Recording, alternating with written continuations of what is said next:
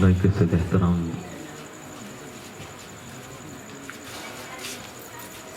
حضرت علامہ مولانا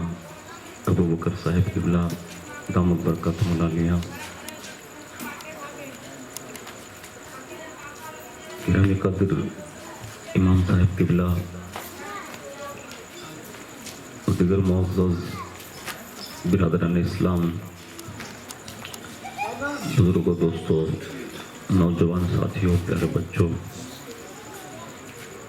عفت مآب خواتین و حضرات، السلام علیکم ورحمۃ اللہ وبرکاتہ۔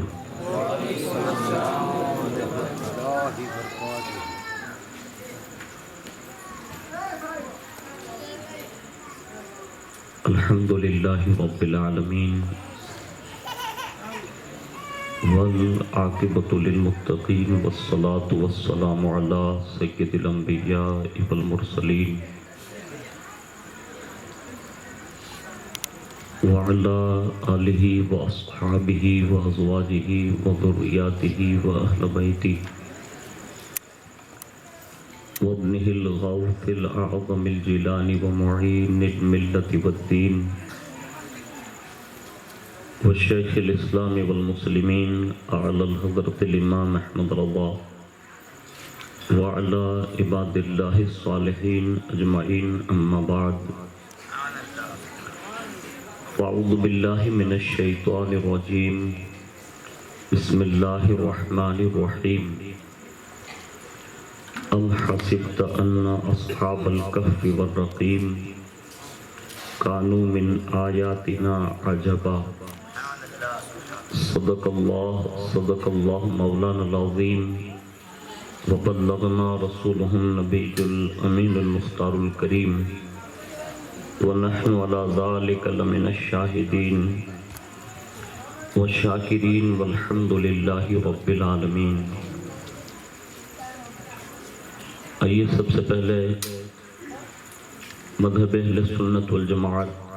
یعنی کہ مسلک اعلیٰ حضرت کے قدیم دستور کے مطابق ہم سب کے آقا و مولا حضور سراپا نور سیدنا محمد الرسول اللہ صلی اللہ تعالیٰ علیہ وآلہ وسلم کی بارگاہ پر نور میں جی لگا کر درود پاک کی نظریں پیش کرتے ہیں۔ اللہم صلی علی سیدنا مولانا محمد معدن الجود والکرم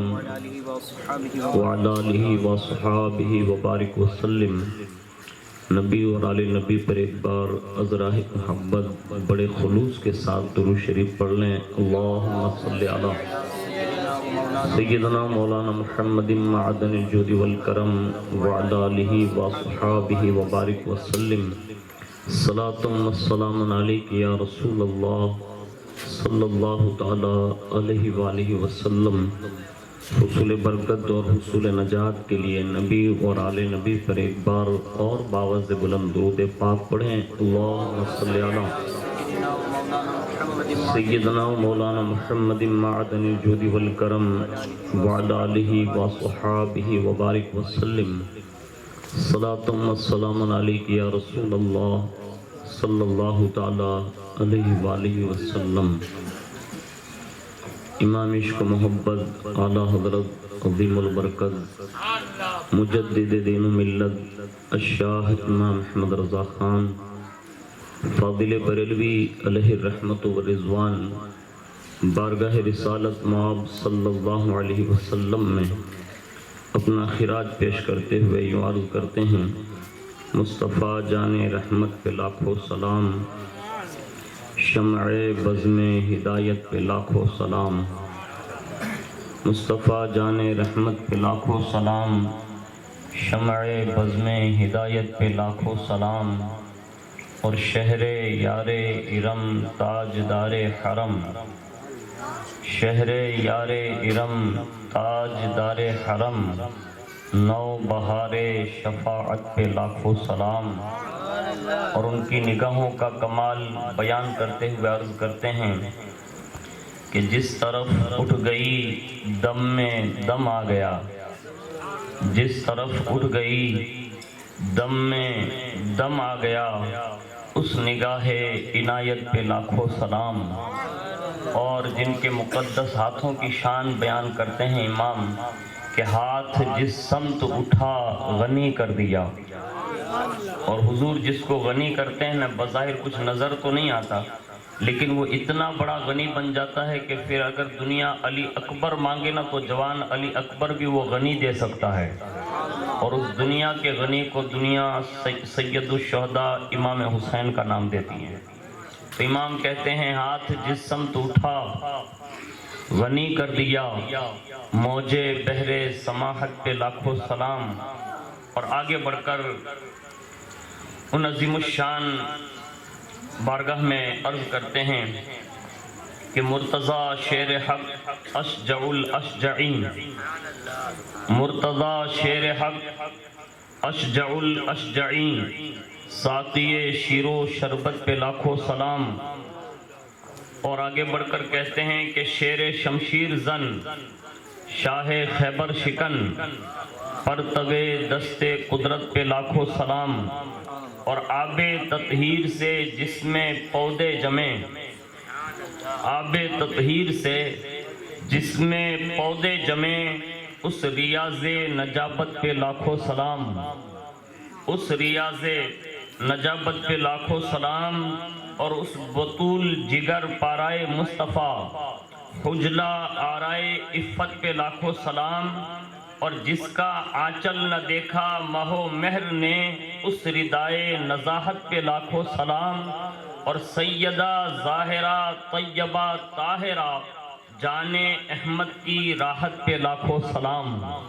اور اسی لاکھوں سلام پر کسی نے اپنا خراج بارگاہ امام عرش مقام میں یوں پیش کیا ہے کہ جس کو جھولا فرشتے جھلاتے رہے، جس کو جھولا فرشتے جھلاتے رہے، لوریاں دے کے نوری سلاتے رہے، جس کو سینے سے آقا لگاتے رہے، جس پہ سفاک خنجر چلاتے رہے، اس حسین ابن حیدر پہ لاکھوں سلام، اس حسین ابن حیدر پہ لاکھوں سلام۔ اور جو جوانان جنت کا سالار ہے، جو جوانان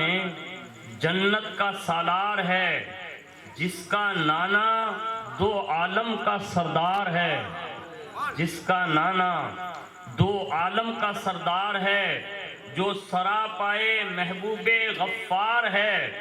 جس کا سر دشت میں زیر تلوار ہے، اس حسین ابن حیدر پہ لاکھوں سلام، اس حسین ابن حیدر پہ لاکھوں سلام۔ اور اس وقت پوری دنیا میں نانا تو بہت ہے، لیکن کوئی نانا مصطفیٰ جیسا نہیں۔ اس دور میں نواسے بھی بہت ہے، لیکن کوئی نواسہ سرکار امام حسین جیسا نہیں۔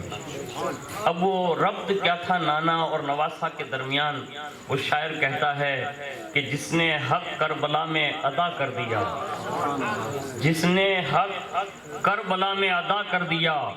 اپنے نانا کا وعدہ وفا کر دیا، گھر کا گھر سب سپرد خدا کر دیا، کر لیا نوش جس نے شہادت کا جام، اس حسین ابن حیدر پہ لاکھوں سلام، اس حسین ابن حیدر پہ لاکھوں سلام۔ کربلا اتنا آسان نہیں تھا۔ اس پس منظر کو کسی نے کہا ہے کہ 3 دن بھوکا پیاسا جو رکھا گیا، 3 دن جو بھوکا و پیاسا رکھا گیا، جو رہا پے کرے شان صبر و رضا، جس سے راضی تھا لاریب اس کا خدا، جس کے قدموں سے جنت بنی کربلا، جس کے قدموں سے جنت بنی کربلا،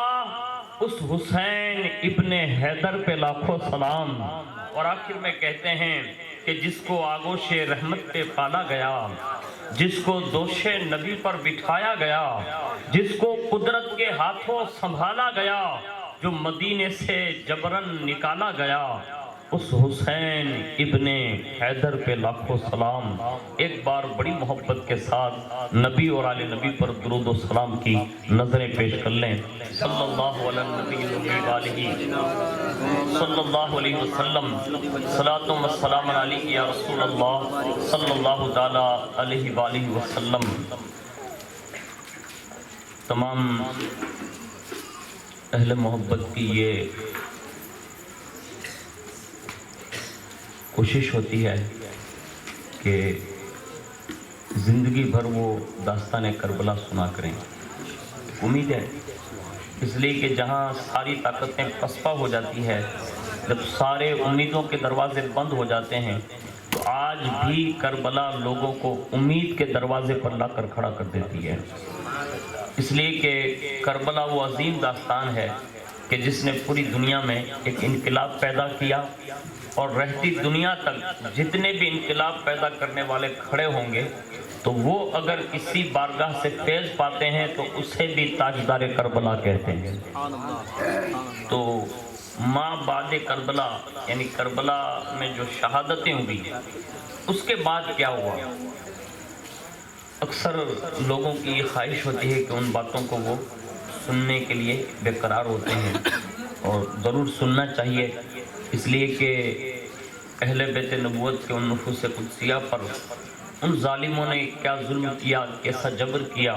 اور انہوں نے پھر کیسا صبر کر کے دکھایا کہ دنیا کے لیے آج بھی آئیڈیل ہے اور صبح قیامت تک یہی لوگ آئیڈیل بنے رہیں گے۔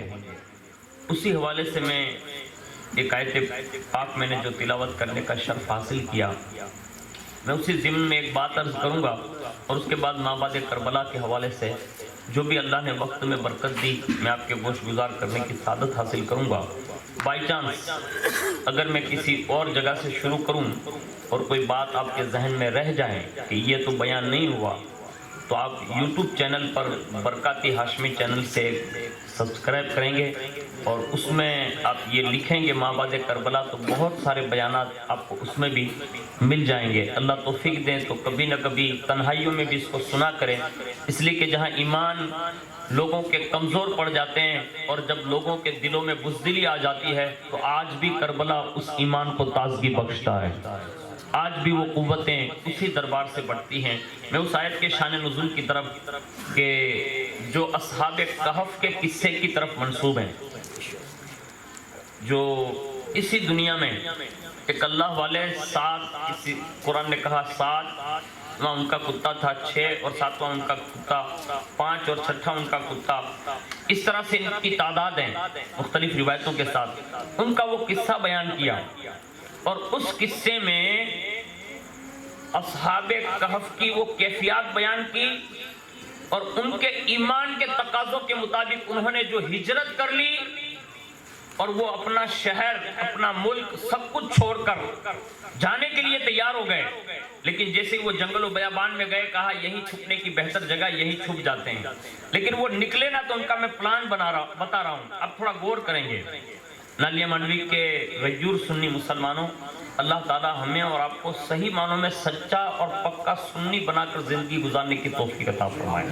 ہاں آپ کا یہ لحاظ ہے لیکن بہت بڑا پاورفل ہے، الحمدللہ۔ اللہ کا شکر ادا کرنا چاہیے کہ اللہ نے ہمیں اور آپ کو رسول اللہ اور رسول اللہ کی اہل بیت اور صحابہ کی محبت سے مالا مال فرمایا ہے، ورنہ دنیا بہک رہی ہے۔ آپ ادھر جائیں، آپ ادھر جائیں، ادھر جائیں، ادھر جائیں، چاروں طرف دیکھیں نا، لوگ بک رہے ہیں،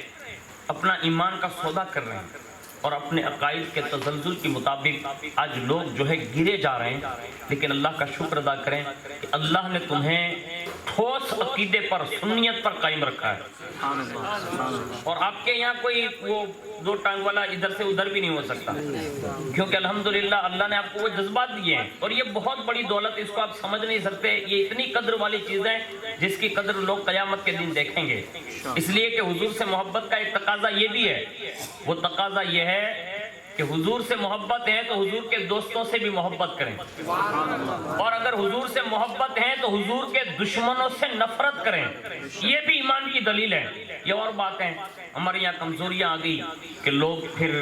گل مل کے رہنے لگے اور لوگوں نے یہ کہا کہ یہ تو سب چلتا ہے، حالانکہ ہمارے یہاں یہ سب چلتا بلتا نہیں ہے۔ وہاں تو پرکھے اس شان سے جائیں گے کہ جس میں ہماری اور آپ کی کیٹیگری کوئی نہیں ہوگی، لیکن اس شان سے لوگوں نے زندگیاں بتائی ہیں۔ میں اصحاب کہف بتا رہا ہوں،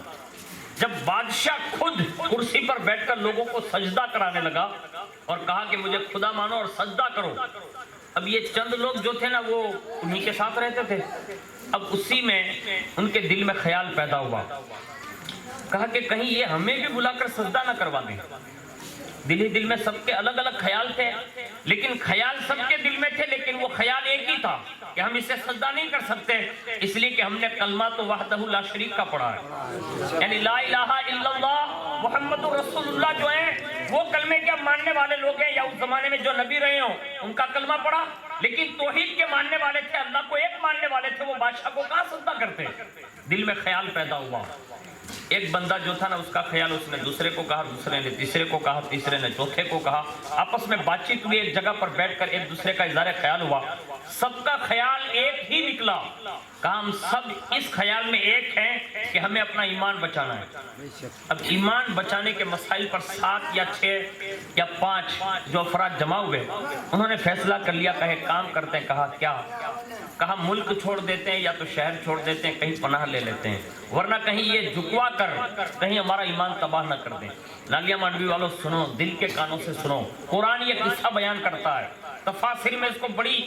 وساطت سے بیان کیا کہ انہوں نے جب بادشاہ سے چھپ کر اپنا ایمان بچانا چاہا اور وہ وہاں سے نکلے، تو جیسے ہی شہر کی آبادی سے باہر نکلے نا تو پیچھے شہر کا ایک کتا بھی ہو لیا، جانور جس کو ہم کتا بولتے ہیں وہ بھی ہو لیا، اور جیسے پیچھے ہو لیا نا تو ان میں سے کسی ایک نے ایسے کنکر مارا، یعنی بھگانا چاہ کاٹ، اب جیسے اس کو پھینکا اور ہٹانا چاہا نا، قدرت کا کمال دیکھے، سچے لوگوں کے پیچھے چلو گے نا تو پھر اللہ انعام بھی وہ دیتا ہے۔ ہاں اسی وقت کنکر مار کر بھگانا چاہا نا تو اس کتے نے اپنے دونوں اگلے جو پیر تھے نا اس کو ایسے اونچے کر لیے اور اللہ کی بارگاہ میں جیسے وہ دعا کر رہا ہے زبان حال سے، اور کہتا ہے اللہ پہلی بار موقع ملا ہے کہ تیرے ولیوں کے پیچھے جا رہا تھا، بولنے کی طاقت دے دے، زبان مانگی لیکن چل رہا تھا سچوں کے پیچھے، عرض کیا کہ مولا بولنے کی طاقت دے، اب جیسی وہ جانور ہو کر بولنے کی طاقت مانگی نا تو اللہ نے ان ولیوں کے قدموں کی برکت کی وجہ سے کتے کو بولنے کی طاقت دی، اور اس نے ہاتھ جوڑ کر کہا بابا میں پیچھے چلتا ہوں، فطرت میری بھونکنا ہے، ہوں کتا، میری فطرت میں ہے کہ بھونکتا ہوں، لیکن میں پہچانتا ہوں کہ وفادار کون ہے اور غدار کون ہے، میں غداروں پر بھونکتا ہوں، وفاداروں پر نہیں بھونکتا، مجھے آپ وفادار سمجھیں، آپ جہاں رہیں گے اگرچہ ذات کا کتا ہوں لیکن وفادار ہوں، زندگی بھر آپ کی وفاداری کرتا رہوں گا۔ اب یہ واقعہ قرآن نے بیان کیا، تفسیر ہے اس کی۔ اب جیسی کتے کو زبان ملی انہوں نے سنا، کہا اس کو پیچھے آنے دو، پیچھے آئے، غار میں چلے گئے، اور کتا بھی کتنا سمجھدار تھا کہ میزبان یعنی میرا مالک جو ہے وہ سب اندر رہیں گے، دربانی میں باہر بیٹھ کر کرتا رہوں گا۔ کائنات میں یہ واقعہ قرآن نے بیان کیا اور پوری دنیا میں آج بھی اس واقعے کو بیان کیا جاتا ہے کہ جب وہ لوگ سوئے ایک طویل مدت تک اللہ نے ان پر نیند طاری کر دی،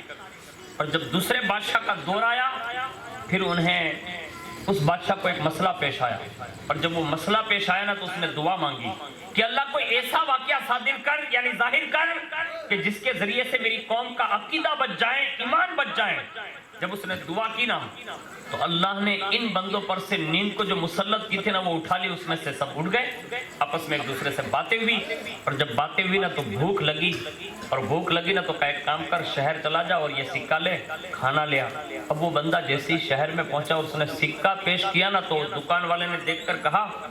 یہ تو تقریباً 300 سال پرانا سکہ ہے،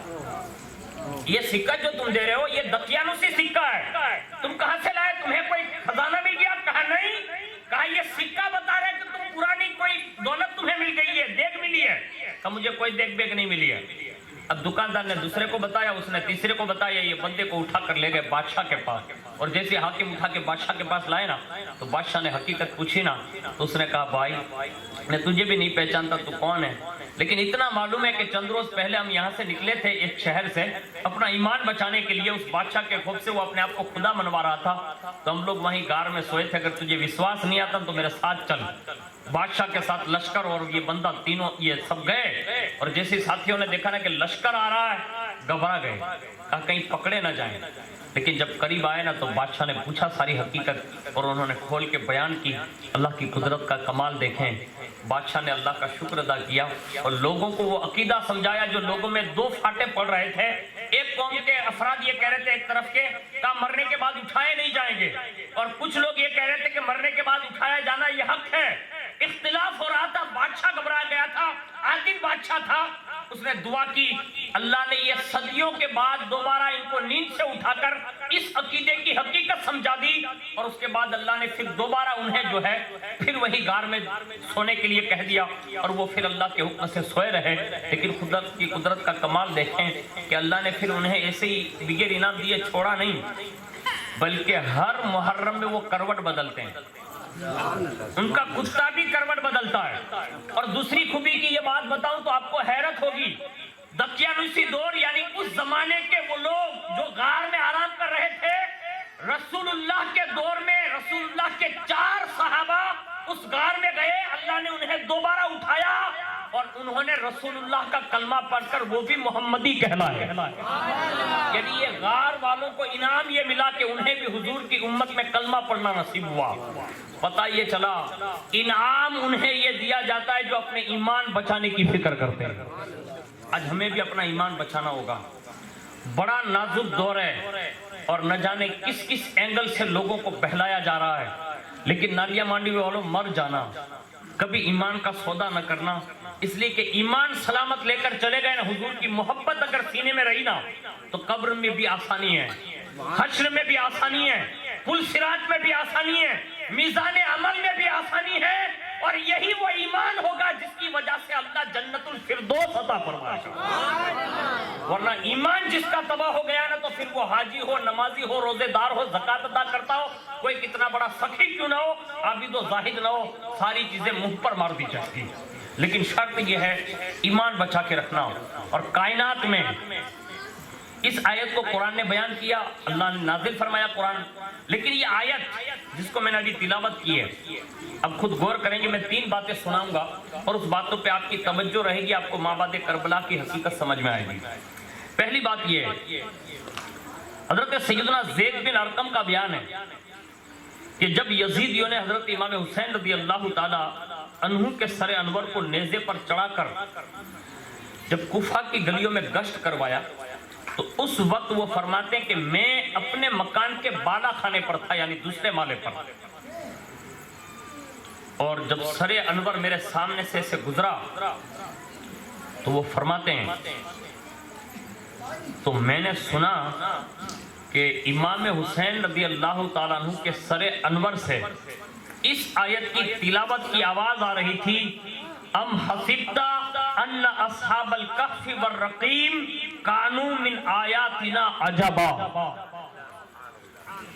یعنی امام حسین شہادت کے بعد بھی اس واقعے کو یوں نظر کر رہے ہیں، اور رب فرماتا ہے جس کا مفہوم یہ ہے کہ کیا تمہیں معلوم ہوا کہ پہاڑ کی کھوہ یعنی وہ پہاڑ کے اندر جنگل کے کنارے والے ہماری ایک عجیب نشانی تھے۔ یہ حضرت امام حسین رضی اللہ تعالیٰ عنہ کی زبان اقدس سے یہ آیت کی تلاوت سنی۔ اسی طرح ایک دوسرے بزرگ فرماتے ہیں کہ جب یزیدیوں نے سر امام حسین کو نیزے سے اتار کر ابن زیاد کے سامنے جب رکھا اور جیسے سر انور کو محل میں لائے اور آپ کے مقدس ہونٹوں کی سرخی جو تھی نا، وہ اس لیے کہ آج ہم صدیوں کے بعد صدیاں گزر گئی نا، صدیاں یعنی جس کو ہم یوں کہہ سکتے ہیں کہ ہم 1442 میں ہیں،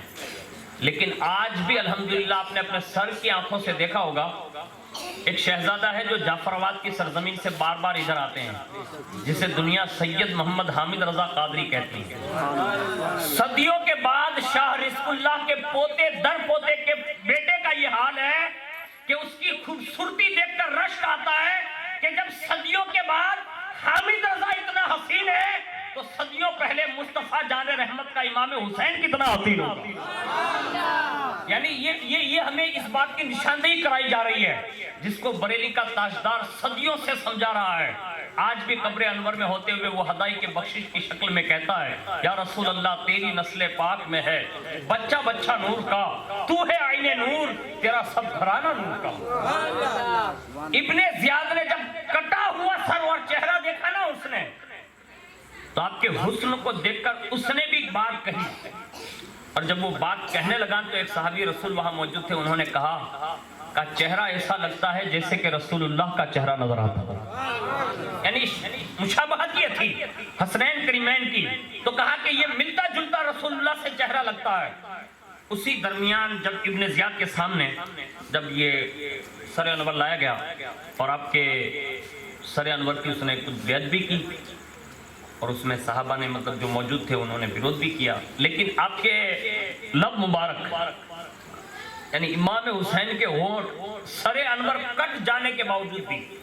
میں نے ابھی مولانا صاحب سے پوچھا آپ یہیں پڑھاتے ہیں ابھی الحمدللہ؟ تو کہا ہاں یہیں پڑھاتا ہوں۔ آپ کے بچے ضرور جاتے ہوں گے، اگر نہیں جاتے ہیں آپ سے گزارش ہے اگر پرابلم نہ ہو سرکار مانیے تو آپ ضرور بھیجیے گا، اس لیے کہ بندہ جب قرآن سیکھ لے گا، دین کا تھوڑا بہت بھی علم سیکھ لے گا نا، تو حضور نے فرمایا جس نے قرآن اور اہل بیت کا دامن تھام لیا دنیا کی کوئی طاقت اس سے گمراہ نہیں کر سکتی۔ یہ فائدہ ہوگا آپ کو۔ ہاں تو سنیں، سر امام حسین کٹ جانے کے بعد بھی، تن سے جدا ہونے کے باوجود بھی آپ کے لب سے یہ تلاوت جاری تھی، وَلَا تَحْسَبَنَّ اللَّهَ غَافِلًا عَمَّا يَعْمَلُ الظَّالِمُونَ، فرمایا ہرگز اللہ عز و جل کو بے خبر نہ جاننا ظالموں کے کاموں سے۔ یعنی یہ قرآن کا پیغام دیا ان بدبختوں کو، کہا یہ مت سمجھنا کہ تم نے ظلم کر لیا تو اللہ نہیں جانتا، اللہ ضرور باخبر ہے، وہ ضرور انتقام لے گا، اور پھر قدرت نے انتقام لیا بھی۔ دوسرا اور تیسرا واقعہ سن لیں، فرماتے ہیں حضرت منہال بن عمرو کہتے ہیں، واللہ، وہ اللہ کی قسم کھا کر کہتے ہیں، اللہ کی عزت کی قسم، میں نے اپنی آنکھوں سے دیکھا کہ جب امام حسین رضی اللہ تعالیٰ عنہ کے سر کو لوگ نیزے پر لے جا رہے تھے اس وقت میں دمشق میں تھا، یعنی کوفہ نہیں دمشق کا یہ واقعہ، کہا میں دمشق میں تھا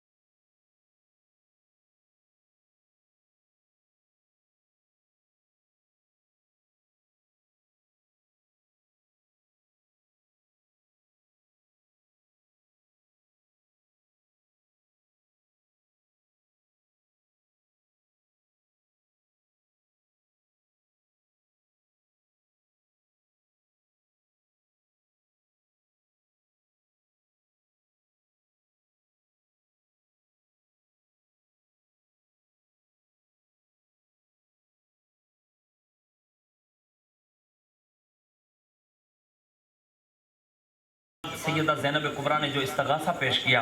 ابن سعد نے جلدی سے کہا کہ سپاہیوں کو کہا خواتین کو ہٹاؤ، ورنہ کہیں ان کی گریہ اور زاری اور ان کے رونے دھونے کو دیکھ کر اور ان کی یہ چیخیں سن کر یا ان کی یہ داستان سن کر کہیں لشکر میں اور تبدیلی نہ آ جائیں، اس لیے جلدی سے انہیں اٹھاؤ۔ زبردستی ان خواتین کو جو ہیں پھر ان کے اونٹوں کی سواریوں پر لایا گیا اور اسی حالت میں انہیں جو ہے کوفہ کی طرف روانہ کر دیا گیا۔ کربلا سے کوفہ تک کے اندر بہت سارے واقعات پیش آئے جو ہم ہر سال سنتے ہیں، لیکن حقیقت یہ ہے کہ ہماری اور آپ کی کمزوری یہ ہوئی کہ ہم نے کما حق کہو جو ہے اس کو سن کر پھر اس پر تبصرہ تو کیا لیکن غور نہیں کیا۔ اس میں بہت سارے واقعات پیش آئے جس میں سے امام حسین کے وہ گزرنے والے وہ منزلوں سے جہاں جہاں سے بھی امام حسین گزرے نا، یعنی سر انور گزرانا، اللہ نے سب کو اسلام کی دولت دی۔ میں کہتا ہوں صدیوں سے واقعات کربلا سن رہے ہیں، اللہ نے ہمیں کلمہ دیا، مسلمان ضرور ہیں، لیکن اسلام یہ نہیں ہے جو ہم اور آپ ظاہر کر رہے ہیں۔ اسلام کیا ہے؟ آپ حدیث شریف پڑھیں گے تو آپ کو پتہ چلے گا، کسی سے سنیے۔ جب حضور سے پوچھا گیا کہ اسلام کیا ہے تو حضور نے فرمایا 5 وقت کی نماز کی پابندی کریں، ماہ رمضان کے روزے رکھیں، مالی کے نصاب ہے تو زکوٰۃ دیں، مالی کے استطاعت ہے تو فرمایا حج کریں اور کلمہ شہادت کی گواہی دے، یہ ہے مسلمان۔ آج ہمارے پاس نمازیں نہیں ہیں، ہم کون سے اپنے آپ کو مسلمان کہتے ہیں؟ اللہ کے لیے کوشش کرنا۔ واقعات کربلا سنا رہا ہوں، مابعد کربلا سنا رہا ہوں، جہاں جہاں سے بھی امام حسین کا سر گزرانا اللہ نے انہیں اسلام کی دولت دی، ایمان کی دولت دی، اور پھر انہوں نے بھی اسلام کا وہ کام کیا جو ہم تصور نہیں کر سکتے۔ لیکن ہم مومن ہونے کے باوجود بھی اگر امام حسین کا ذکر سننے کے بعد اگر ہمیں نماز کی توفیق نہیں ملتی نا تو پھر قیامت کے دن تیار رہنا ہوگا کہ امام حسین کے سامنے ہم جواب کیا دے سکیں گے۔ اس لیے سنو، امام حسین رضی اللہ تعالیٰ عنہ کا سر انور مختلف گرجا گھروں کے قریب سے بھی گزرا جہاں کے واقعات ہم سنتے ہیں، لیکن یہ گرجا گھروں سے گزرتے گزرتے ایک منزل ایسی بھی آئی کہ جہاں وہ پڑاؤ ڈالتے تھے، یعنی سر انور جہاں لے جاتے تھے تو 2 واقعات بہت مشہور ہیں جو پادریوں نے اسلام قبول کیا اور امام حسین رضی اللہ تعالیٰ عنہ کے سر انور سے وہ نور نکلا، آسمان تک پہنچا، وہ 2 پادری مسلمان ہوئے۔ لیکن عجیب و غریب یہ تھا کہ جب وہ ایک جگہ ٹھہرے تو اس میں یہ روایتیں لکھی ہے کہ ان ٹھہرے ہوئے واقعات میں بھی ایسے ایسے حالات بنے، پھر بھی ان یزیدیوں کی جو ہے آنکھیں نہیں کھلی۔ اس میں ٹھہرنے پر جو وہ پادری نے جو درہم دیے تھے نا 10,000 درہم، جب انہوں نے وہ تھیلی کھولی نا تو تعجب خیز یہ ہوا کہ وہ درہم نہ تھے بلکہ ٹھیکریاں بن چکی تھی، اور جب انہوں نے یہ دیکھا تو پھر بھی انہیں ہوش کے ناخن نہ لیے۔ اس کے بعد جب وہ کھانے بیٹھے، گوشت مطلب جو پکایا نا تو پکا ہوا گوشت خون بن گیا، پھر بھی ہوش کے ناخن نہ لیے۔ اس طرح کر کے وہ حسینی قافلہ جو ہے کوفہ کی سرزمین پر پہنچا، اور جیسے امام حسین رضی اللہ تعالی عنہ کے اس مختصر سے قافلے کو کوفہ کے اندر داخل کیا گیا تو مورخین نے یہ لکھا ہے کہ کوفہ کے اس بازاروں میں انہیں گھمایا گیا، انہیں پھرایا گیا، ان کی مذاقیں اڑائی گئی اور معاذ اللہ انہیں باغی کہا گیا، یعنی یزید کا دشمن کہہ کر لوگوں کے سامنے قیدی بنا کر پیش کیا گیا۔ اس انداز میں ان کی بے حرمتی کی گئی۔ لیکن قربان جائیں، امام حسین کی شہادت کے بعد بھی کم و بیش 15 یا 14 افراد بچے تھے، لیکن پھر بھی انہوں نے صبر کا دامن نہیں چھوڑا۔ یعنی 3 مرد غالباً یا 2 مرد، اس میں ایک بچے صاحبزادے ہیں اور باقی سب کے سب خواتین ہیں، لیکن ان 14 افراد نے کبھی اف تک نہ کیا۔ انہیں معلوم تھا صبر کرنے والوں کے ساتھ اللہ ہے، اللہ انتقام لے گا۔ اور جیسے ہی یہ قافلہ کوفہ کے بازار سے گزر کر ابن زیاد کے سامنے پیش کیا گیا تو اس بدبخت نے جو ہے خطبہ دیا، کس نے؟ ابن زیاد نے، اور اس کے بعد اہل بیت اطہار کو جو ہے اس نے مخاطب کیا اور اس نے بے شرمی کے ساتھ کہا کہ تم نے اللہ کی قدرت دیکھی کہ تمہیں اللہ نے معاذ اللہ ذلیل کیا۔ جب اس بدبخت نے یہ جملہ کہا نا تو میری بہنیں سنیں، عورت کا نام یہ نہیں ہے کہ وہ گھر میں صرف باسن مانجے، کھیتی کا کام صرف کرے، نہیں، بلکہ عورت کا مزاج ایسا ہونا چاہیے دین کے معاملے میں جو سیدہ زینب کبریٰ کی طرف سے تھا۔ سیدہ زینب کبریٰ نے فرمایا، اے بدبخت، ان قریب اللہ تجھے اور ہم کو ایک جگہ کھڑا کرے گا اور اس دن وہ رب خود ہمارے درمیان انصاف فرمائے گا کہ کون ذلیل ہوا اور کون عزت پایا۔ اب میں اس سے بڑھ کر سیدہ زینب کبریٰ کے اس قول کے بعد یہ نہیں کہہ سکتا کہ ہم واقعات کربلا کے بعد صدیوں کے بعد سیدہ کا ذکر کر رہے ہیں۔ یہی تو ہے کہ اللہ نے انہیں اس وقت ذلیل نہ کیا تھا، بلکہ اللہ نے انہیں دونوں جہان کی عزت و آبرو سے سرفراز فرمایا۔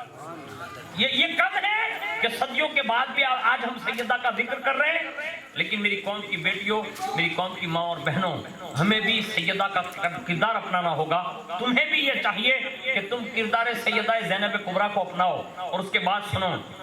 اس کے بعد اس بدبخت نے فضول بکواس شروع کی۔ جب اس نے اب بھی اس کا دل نہیں بھرا، اس نے فضول بکنا شروع کیا نا، تو پھر امام حسین کے بیٹے جو بظاہر بیمار تھے، سیدنا امام زین العابدین رضی اللہ تعالیٰ عنہ نے جذبے میں آ کر صدق بھرا بیان دیا اور کہا، اے ظالم، او ابن مرجانہ، کیا تیرا دل اور تیرا ضمیر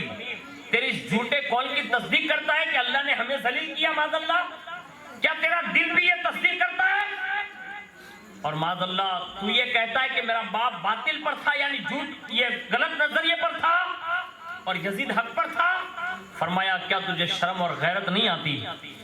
کہ تیرے پاس اب اتنی بھی شرم نہیں رہی؟ افسوس تیری عقل پر، وہ حسین جس نے اللہ اور اس کے رسول کے وعدے کی وفاداری کی ہے۔ یہ کہا امام حسین کے بیٹے نے اور کہا، سن،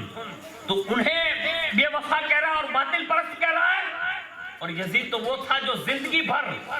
اللہ کی اور اس کے رسول کے ساتھ غداری کرتا رہا، بے وفائی کرتا رہا۔ ابن زیاد نے جب آپ کی راست بازی سنی اور برداشت نہ کر سکا تو پوچھ لیا، اس نے کہا، یہ کون ہے جوان؟ کسی نے کہا، یہ امام حسین کے صاحبزادے ہیں۔ ابن زیاد نے صفاقانہ لہجے میں کہا، میں خاندان حسین کے کسی مرد کو زندہ دیکھنا نہیں چاہتا۔ کیا کہا اس بدبخت نے؟ کہا، میں کسی کو زندہ دیکھنا نہیں چاہتا، انہیں بھی لے جاؤ اور ابھی قتل کر دو۔ ابن زیاد نے یہ کہا امام زین العابدین کو قتل کر دو۔ اور کوتوال شہر اس نیت سے آگے بڑھا امام زین العابدین کی طرف، اور جیسے امام زین العابدین کو قلعہ کے باہر لے جا کر شہید کر دے، مطلب کرنے کی نیت سے وہ آگے بڑھا، اتنے میں سیدہ زینب کبریٰ رضی اللہ تبارک و تعالیٰ عنہ آگے بڑھی، اور آگے بڑھ کر حضرت سیدنا امام زین العابدین کو اپنی آغوش میں لے لیا اور فرمایا، اے ابن زیاد، سیدہ زینب کبریٰ کا جذبہ دیکھیں، حسینی کردار نبھا رہی ہیں۔ ایسے آغوش میں لے لیا اور کہا، اگر تو امام زین العابدین کو قتل کرنا چاہتا ہے نا، تو ہم سب خواتین اہل بیت کو سب سے پہلے قتل کر دیں۔ یعنی یہ میرا بھتیجا جو ہے نا، وہ میرے بھائی کی امانت ہے، اگر تو اسے قتل ہی کرنا چاہتا ہے تو سب سے پہلے ساری کی ساری نسل فاطمی کی جو شہزادیاں ہیں نا، اسے پہلے، اس لڑکے سے پہلے ختم کر دے۔ اور یہی وہ ایک لڑکا ہے جو ہم خواتین اہل بیت کو یہاں سے محرمات کے ساتھ اگر ہم سفر کریں گی کبھی بھی، تو یہی وہ ایک لڑکا ہے جو ہمارے قافلے کے ساتھ بچا ہوا ہے۔ نیز اس مجمع میں، اسی مجمع کے اندر عبداللہ ابن عفیف نامی ایک صحابی رسول موجود تھے۔ پکار اٹھے، اے ابن زیاد، بجائے اس کے کہ اپنے کیے پر تو شرمندگی اور رنجیدہ ہوتا، تو مسرت کر رہا ہے، یعنی خوشی منا رہا ہے، اور نسل حسین سے بچے ہوئے ایک آخری چراغ کو بھی تو بجھا دینا چاہتا ہے۔ خبردار، امام زین العابدین کے قتل کا ارادہ نہ کرنا، ورنہ تیرا انجام جو ہے بڑا برا ہوگا، اور اہل کوفہ بھی اس بڑے مجمع میں دیکھیں گے۔ ابن زیاد نے جب یہ دیکھا نا کہ عبداللہ بن عفیف یہ کہہ رہے ہیں، اب وہ عبداللہ ابن عفیف کو جانتا تھا کہ اس کا گروہ جو ہے علاقہ شام میں بہت زیادہ ہے، وہ خاموش ہو گیا، عافیت اسی میں سمجھی، اس نے پھر اور کچھ نہ کیا۔ اس کے بعد پھر وہ جو ہے بدبخت نے ایک چھڑی منگائی، اور چھڑی منگا کر امام حسین رضی اللہ تعالیٰ عنہ کے سر انور کو جو اس کے سامنے تشت میں لایا گیا، اس نے چھڑی مبارک سے ان لبوں کو، میں جو لب کی طرف اشارہ کر رہا ہوں نا، میرا کوئی لب نہیں ہے، میں تو صرف آپ کو سمجھانے کے لیے عرض کر رہا ہوں، جس لب کی طرف اس نے چھڑی اٹھائی تھی نا، وہ لب تھے کہ ایک روایت مجھے ملی تو حیرت ہوئی کہ حضور کو امام حسین سے اس حد تک محبت تھی کہ جیسے بندہ کھجور چوستا ہے نا، کھجور جب کھاتا ہے اور وہ چوستا ہے، تو جتنا کھجور بندہ چوسنے والا جس انداز اور کیفیت سے چوستا ہے نا، امام حسین کے لبوں کو بھی رسول اللہ اسی انداز میں چوما کرتے تھے. یعنی کس حد تک محبت ہوگی کہ حضور اس شان سے لبے امام حسین کو چوما کرتے تھے. ان لبوں پر اس بدبخت نے جو ہے چھڑی ماری، ضرب لگائے، اور معاذ اللہ اس نے دندان مبارک کے اندر جو ہے ضرب لگائے، یہاں تک کہ امام حسین کے دندان مبارک بھی اس بدبخت نے شہید کیے. اس کے بعد وہاں ایک صحابی رسول اور تھے، حضرت زید بن ارقم ابن زیاد کی اس جسارت کو دیکھا نا تو چیخ پڑے اور فرمایا اے خبیث ابن زیاد، ان لبوں کو تو جو ہے چھڑی لگا رہا ہے؟ رب کعبہ کی قسم میں نے اپنے سر کی آنکھوں سے رسول اللہ کو اسے چومتے دیکھا ہے. یعنی تو ان کو یہ بے ادبی کر رہا ہے. یہ سن کر ابن زیاد غصے میں آ گیا اور اس نے کہا کہ تم بوڑھے ہو نا، اس لیے مجھے تم پر ترس آ رہا ہے، ورنہ میں تمہاری گردن مار دیتا ہوں. حضرت زید بن ارقم نے کہا تجھے میرے بوڑھاپے کا خیال ہے، تجھے رسول اللہ کے نواسے کا خیال نہیں آتا؟ یہ جملے کہے. اور اس کے بعد ابن زیاد اور غصے میں آیا اور اس کے بعد اس نے جو ہے ایک کام اور کیا. حضرت زید بن ارقم تو وہاں سے چلے گئے اور اس کے بعد اس نے بدبخت نے پکڑوا کر آپ کو جو ہے قید کرا دیا. اور ایک روایت یہ ملتی ہے کہ تشت سے اس بدبخت نے جو ہے امام حسین کے سر انور کو لیا اور سر انور کو لینے کے بعد اس نے اپنی گود میں رکھا. کس نے؟ ابن زیاد نے. اب سنیے، جیسے اس نے اپنے زانوں پر رکھا نا تو امام حسین رضی اللہ تعالیٰ عنہ کو جیسے انہوں نے زانوں پر رکھا تو کیا دیکھا کہ سر انور سے یعنی گردن مبارک تو الگ ہی تھی، تو اس میں سے خون کا قطرہ گرا، اور جیسے وہ خون کا قطرہ گرا نا تو وہ ابن زیاد کے زانوں میں ایسے اندر داخل ہوا، یہاں تک کہ اس کا پورا زانو چیر کر، وہ جس کرسی پر بیٹھا تھا اس کو چیر کر، یہاں تک کہ زمین کے اندر وہ خون کا قطرہ نیچے تک گیا. اور خون حسین نے جو اس کے زانوں پر سوراخ کر دیا تھا وہ زندگی بھر اس سوراخ کی وجہ سے پریشان رہا. پتہ یہ چلا خون حسین اگر ادھر لگتا ہے تو شفا ملتی ہے اور دشمن کو لگتا ہے نا تو عذاب میں مبتلا کر دیتا ہے. اور وہ اتنا زخم تھا کہ پھر وہ زخم اتنا بڑا کہ بدبو پھیل گئی اس کے پیر میں، یہاں تک کہ سڑتا رہا وہ، یہاں تک کہ وہ اپنے آپ کو اس بدبو سے بچانے کے لیے اور لوگوں کو بچانے کے لیے وہ مشک اور عنبر کے ذریعے اس کو پاٹا باندھ رکھتا تھا، لیکن پھر بھی اس کی بدبو جو ہے اندر چھپتی نہیں تھی بلکہ باہر ظاہر ہو جاتی تھی. یہاں تک کہ جب وہ بدبخت اپنے انجام کو پہنچانا تو روایت میں لکھا ہے کہ لوگوں نے اسی سوراخ کی وجہ سے پہنچانا، کہا یہی وہ بدبخت ابن زیاد ہے. اس طرح سے کئی واقعات وہاں پیش آئے. اور ایک روایت یہ لکھی ہے کہ آخر میں ابن زیاد سے جب یہ ساری واقعات ہو رہے تھے، صحابہ وہیں بات کر رہے تھے، تو لکھا ہے کہ عبداللہ ابن عفیف کو بھی اس نے قتل کا حکم دے دیا، لیکن ان کی قوم نے ان کو بچا لیا. مگر رات میں ابن زیاد کے آدمی وہاں پہنچے اور عبداللہ ابن عفیف کو جو ہے ان کو شہید کر دیا گیا. ایک بزرگ فرماتے ہیں کہ جب سر امام حسین رضی اللہ تعالیٰ عنہ اس وقت وہاں جہاں رکھے گئے تو کئی دنوں تک یعنی کوفہ میں بھی آپ کو رکھا گیا. اور ایک روایت کے مطابق چند دنوں کے بعد جیسے ہی یزید کا آرڈر آیا تو اس نے پھر ملک شام کی طرف روانہ کیے اور اس میں سینکڑوں واقعات پیش آئے. لیکن میں یہاں آپ کے وقت کی پابندی کے لحاظ سے ایک واقعہ یہ بیان کر دوں جس سے آپ کو یہ اندازہ ہوگا کہ کوفہ سے لے کر دمشق تک بہت سارے واقعات پیش آئے. اس میں سے ایک واقعہ بڑا مشہور ہے اور وہ واقعہ یہ ہے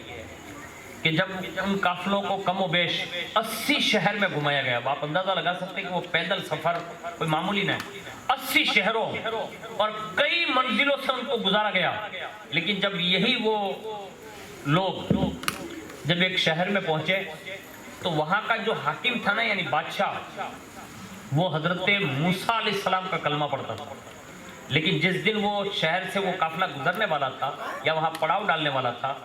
تو اللہ کی قدرت کا کمال کہ وہ موسیٰ علیہ السلام کا امتی رات میں خواب میں دیکھتا ہے کہ امام انہوں نے یہ دیکھا کہ حضرت سیدنا موسیٰ علیہ السلام غمگین ہے. وجہ پوچھی تو کہا تجھے معلوم نہیں؟ کہا کیا؟ کہا کہ چند روز پہلے رسول اللہ کے نواسے امام حسین رضی اللہ تعالیٰ عنہ کو شہید کر دیا گیا اور ان کا لٹا ہوا قافلہ عنقریب تیرے شہر سے گزرے گا. اگر تو مجھے راضی کرنا چاہتا ہے نا؟ کہا ہاں.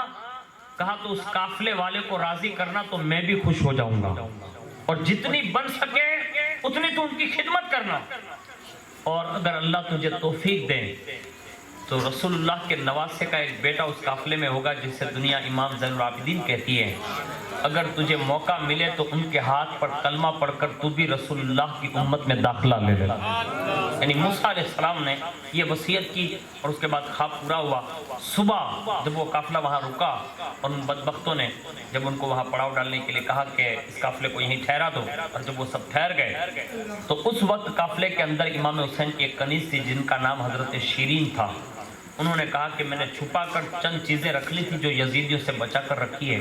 شہر قریب ہے، اگر آپ اجازت دیں تو میں کوئی چیزیں کھانے کی بچوں کے لیے اور مستورات کے لیے لے آؤں۔ حضرت سیدہ زینب کبریٰ نے جب اجازت دی اور وہ دروازے کے اوپر شہر کے دروازہ جو ہوتا تھا اس زمانے میں جیسے ہمارے یہاں قلعے ہوتے تھے، تو اس دروازے پر جیسے اس نے دستک دی نا تو موسیٰ علیہ السلام کے مرید نے وہ دروازہ کھولا، اور جیسے دروازہ کھولا نا تو اس شہر کا حاکم موجود تھا، اور اس نے کہا شیرین ٹھہرو میں آیا، اور جب اس نے نام پوچھا نا، کہا میرا نام کیسے آپ کو معلوم ہو گیا، تو اس نے پورا قصہ سنایا اور کہا اب باقی جو قصہ ہے نا میں زین العابدین کو سناؤں گا۔ یعنی امام پاک کی بارگاہ میں وہ حاضر ہوا، اس سے جو بن سکا اس نے خدمت کی، اور اس کے بعد حضرت سیدنا امام زین العابدین رضی اللہ تعالیٰ عنہ کے ہاتھوں پر اس نے بھی کلمہ پڑھا، وہ بھی مسلمان ہوا۔ یہ تو بہت کم ہے، اس سے بھی زیادہ کربلا کے بعد کے واقعات یہ کم و بیش۔ یہ میرے پاس جو میں 2 کتابیں لایا ہوں 136 صفحے کی کتابیں، اس میں سے میں نے الگ الگ ورق اٹھا کر ابھی میں 44ویں صفحے پر ہوں، اور میں نے کچھ صفحات جو ہے چھوڑ اس لیے دیے کہ یوٹیوب پر اس کا پورا مکمل بیان ہے، لیکن میں نے نئی نئی باتیں جو آپ تک پہنچائی ہیں وہ یہی ہے۔ اس کے سوا یہ مکمل داستان کربلا جو بعد میں واقعات پیش آئے اس کی 136 صفحے کی کتاب ہے۔ اللہ اگر آپ کو اردو کی توفیق دیں اپنے ائمہ سے سیکھیں، جوانوں سے بھی گزارش ہے، اس لیے اس میں بڑی طاقت ہے، اور اس سے بڑھ کر اور طاقت میں کیا کہہ سکتا ہوں کہ اللہ اگر توفیق دینا تو جن کا ہم ذکر سن رہے ہیں اگر بندہ توبہ کر لینا تو پھر اس کی زبان کی برکت کیا ہوتی ہے میں آپ کو بتانے جا رہا ہوں، اور اسی پر اپنی گفتگو ختم کر دوں گا۔ اللہ اگر توفیق دینا کوشش کرنا، امام حسین کی ذکر کی محفل سجا لینا بہت بڑا اچھا کام ہے، لیکن امام حسین کی زندگی پر عمل کر کے نماز شروع کر دینا یہ اس سے بھی بہتر کام ہے۔ اگر ہم اور آپ قرآن کی آیتیں سن کر یا اس کے شان نزول کے واقعات سنیں یہ اچھا ہے، لیکن یہ قرآن کے واقعات سن کر اگر ہم قرآن کے پڑھنے کے عادی بن جائیں تو یہ سب سے اچھا ہے۔ اگر ہمیں اور آپ کو یہ چاہیے نا تو ایک واقعہ بیان کر دے رہا ہوں توبہ پر۔ اب جتنے بھی لوگ حاضر ہیں نا میں نام نہیں جانتا نہ آپ کے کام جانتا ہوں، لیکن واقعہ میں بیان کر رہا ہوں، اللہ توفیق دینا کوشش کرنا۔ فاروق اعظم کا دور کا ایک واقعہ سنا دو اور اسی پر اپنی گفتگو ختم کر دوں۔ فاروق اعظم رضی اللہ تعالیٰ عنہ کا دور ہے، ایک بندہ اچانک زندگی میں کبھی حالات ایسے بنتے ہیں، میں نہیں کہتا ایسا ہوتا ہے، کبھی کسی دور میں بھی بنتے ہیں، اچانک وہ بندہ جو تھا نا وہ کسی سنگت کی بنیاد پر شراب کا عادی بن گیا، اس نے شراب پینا شروع کر دیا۔ اب وہ عادت سے مجبور تھا، ایک دن بوتل جو ہے دبائے ہوئے راستے سے گزر رہا تھا، اور جیسے راستے سے گزرا تو دوسری گلی سے فاروق اعظم مل گئے، اور جیسے فاروق اعظم کا آمنا سامنا ہوا، یہاں تک کہ فاروق اعظم کی عادت تھی کہ وہ چلتے تھے نا تو بڑی شان سے چلتے تھے، اور ان کے چلنے کے اور ان کے رعب اور دبدبے کی شان یہ تھی کہ جس گلی سے عمر گزر جائے نا تو شیطان راستہ بدل لیتے تھے۔ اس شان سے حضرت فاروق اعظم درہ لیے ہوئے آ رہے ہیں، اور جیسے اس بندے نے دیکھ لیا نا کہ اب عمر آ رہے ہیں، یہاں تک کہ فاروق اعظم بالکل قریب ہو گئے، اور جیسے قریب ہوئے سلام کلام ہوا، اب وہ فاروق اعظم کو دیکھ کر ایسے لرزنے لگا۔ فاروق اعظم نے پوچھا بھائی گھبراتا کیوں ہے، لرزتا کیوں ہے؟ اس نے کہا کچھ نہیں۔ جب اس نے کچھ نہیں کہا نا تو کہا یہ بغل میں کیا ہے؟ اب وہ دل ہی دل میں کیا کہہ رہا ہے سنیں،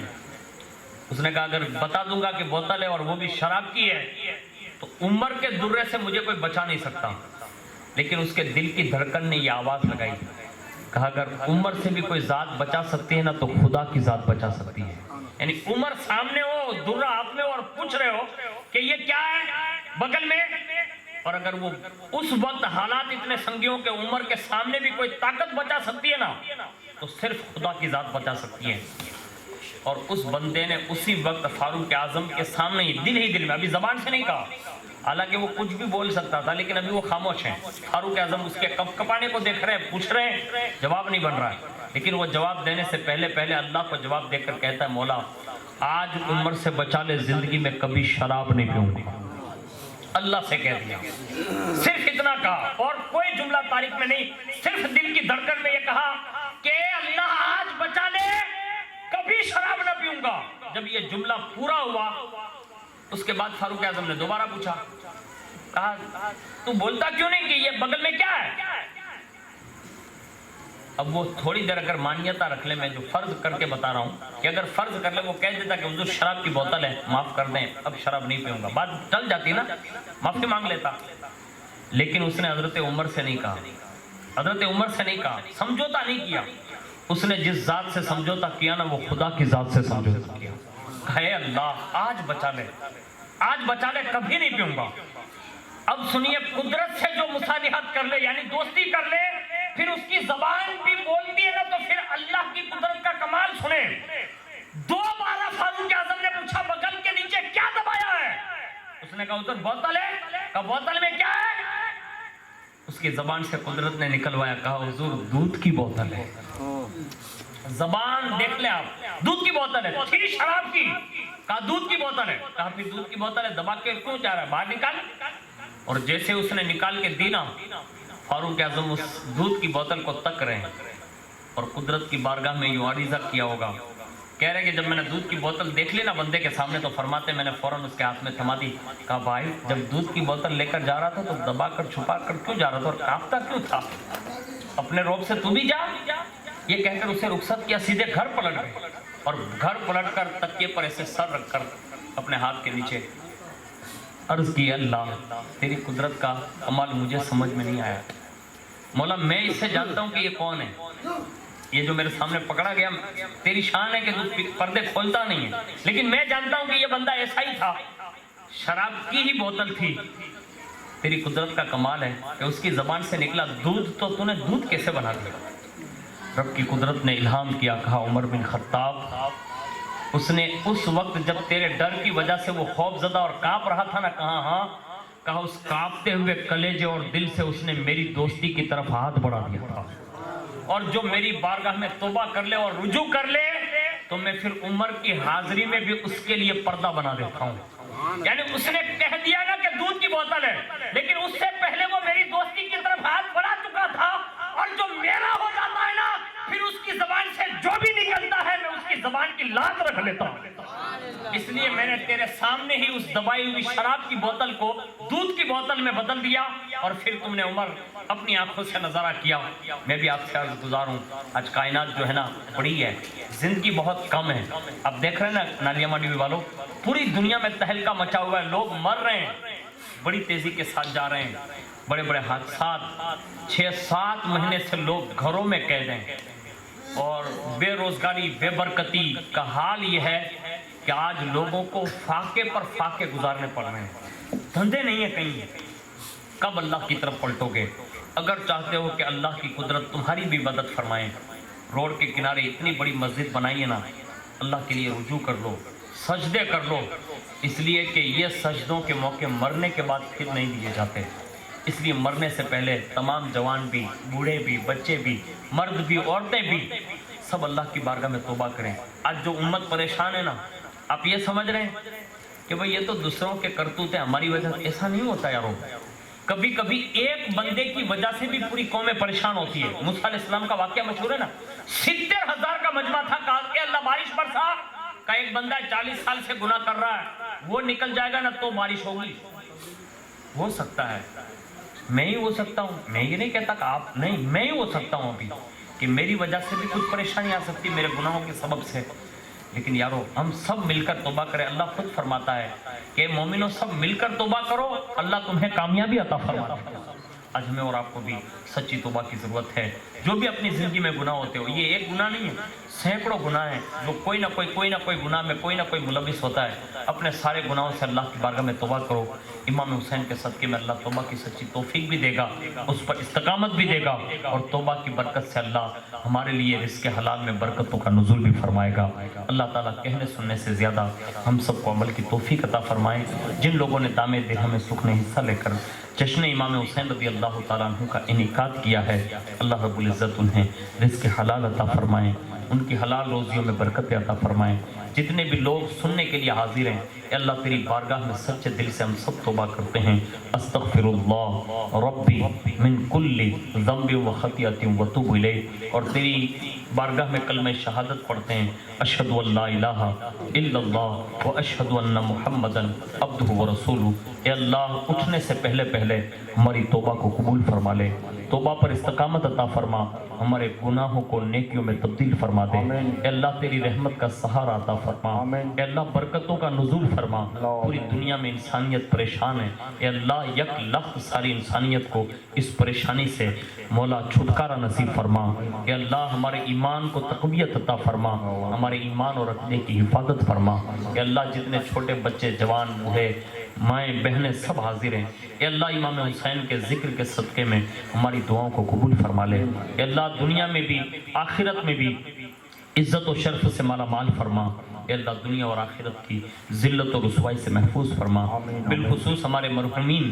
جو دنیا سے جا چکے ہیں ان کی قبروں کو منور فرما، جو زندہ ہیں ان کے دلوں کو منور فرما، بالخصوص مولا ہم سب کے ماں باپ پر خصوصی کرم فرما، ان کے بڑھاپے پر کرم فرما، ان کے ضعف پن پر کرم فرما، اے اللہ ان کے سفید بالوں پر کرم کی نگاہ فرما، اے اللہ انہیں دنیا اور آخرت کی بھلائیاں عطا فرما، اے اللہ تیرے پیارے محبوب بندے سرکار غوثیت مآب رضی اللہ تعالیٰ عنہ کے صدقے میں جو دعائیں زبان پر آئیں وہ بھی قبول فرما، جو دلوں میں ہیں اے اللہ تو جشن امام حسین کے صدقے میں قبول فرما لے، اے اللہ قبر حشر الصراط قیامت کی ہولناکیوں سے محفوظ فرما، اور ہر موڑ پر رسول اللہ کی شفاعت و ملاقات نصیب فرما، جنت القدس میں پنجتن پاک اور چاریار کا پڑوس نصیب فرما، ان کی خدمت کا موقع عطا فرما، بقول امام عشق و محبت قادری کر قادری رکھ، قادریوں میں اٹھا قدر عبد القادر قدرت نما کے واسطے، اور دو جہاں میں خادم آل رسول اللہ کر حضرت آل رسول مقتدی کے واسطے، آمین برحمتک یا ارحم الراحمین۔